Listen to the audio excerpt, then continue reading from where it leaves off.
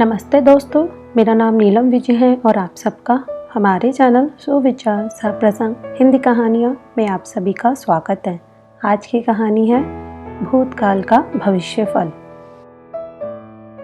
कुंतालपुर का राजा बड़ा ही न्यायप्रिय था। वह अपनी प्रजा के दुख दर्द में बराबर काम आता था। प्रजा भी उसका बहुत आदर करती थी। एक दिन राजा गुप्त वेश में अपने राज्य में घूमने निकला।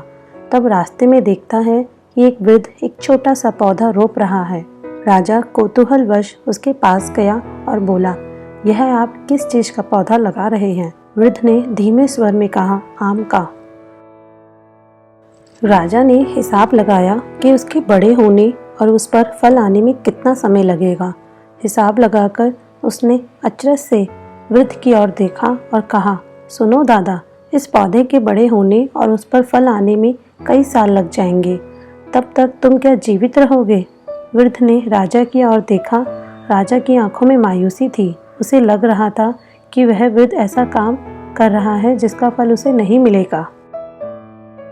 यह देखकर वृद्ध ने कहा, आप सोच रहे होंगे कि मैं पागलपन का काम कर रहा हूँ। जिस चीज़ से आदमी को फ़ायदा नहीं पहुँचता उस पर मेहनत करना बेकार है। लेकिन यह भी तो सोचिए कि उस बूढ़े ने दूसरों की मेहनत का कितना फ़ायदा उठाया है। दूसरों के लगाए पेड़ों के कितने फल अपनी ज़िंदगी में खाए हैं। क्या उस कर्ज को उतारने के लिए मुझे कुछ नहीं करना चाहिए? क्या मुझे इस भावना से पेड़ नहीं लगाने चाहिए कि उनके फल दूसरे लोग खा सके? जो केवल अपने लाभ के लिए ही काम करता है वह तो स्वार्थी वृत्ति का मनुष्य होता है। वृक्षों, पौधों, लताओं आदि वनस्पतियों से हमें फल, फूल, सब्जी, कंदमूल, औषधियाँ, जड़ी बूटी, मसाले, अनाज आदि सभी तो प्राप्त होते ही है।